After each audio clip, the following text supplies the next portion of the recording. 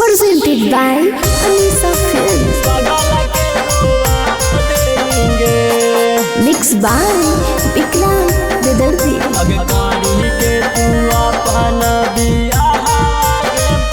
Music by Lokesh Nirala. आगे हंसी खुशी जिंदगी में हाली आगे छौड़े तू ताया गिया लगा देंगे। आगे हंसी खुशी जिंदगी में हाली आगे छौड़े तू ताया गिया लगा देंगे। आगे करी के तू अपना बिया हवा गे पागल के भूला देंगे। आगे करी के तू अपना बिया हवा गे पागल के रोवा देंगे। आगे ऊपर हम पहाड़िया नीचे हक नदिया तू वही में डुबा देंगे। आगे ऊपर हम पहाड़िया नीचे हक नदिया तू वही में डुबा देंगे। आगे करी के तू अपना बिया हवा गे पागल के भूला देंगे। आगे करी के तू अपना बिया हवा गे पागल के रोवा देंगे।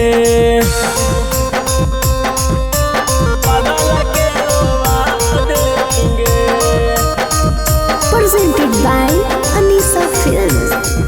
आगे करी के तू अपना बिया हवा गे पागल के रोवा देंगे। Mixed by Vikram Vidarthi.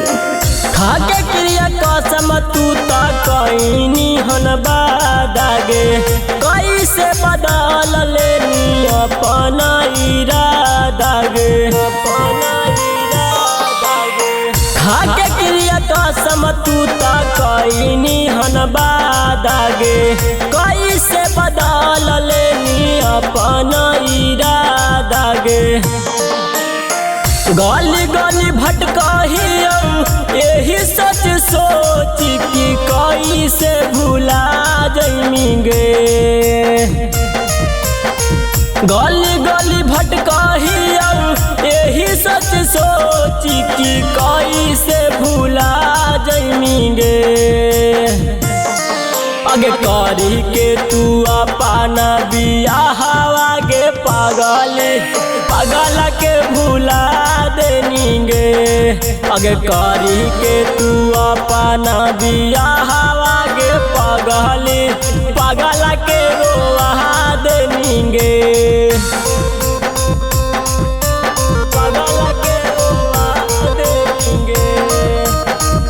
Presented by Anisa Films. आगे करी के तू अपना बिया हवा गे पागल के रोवा देंगे।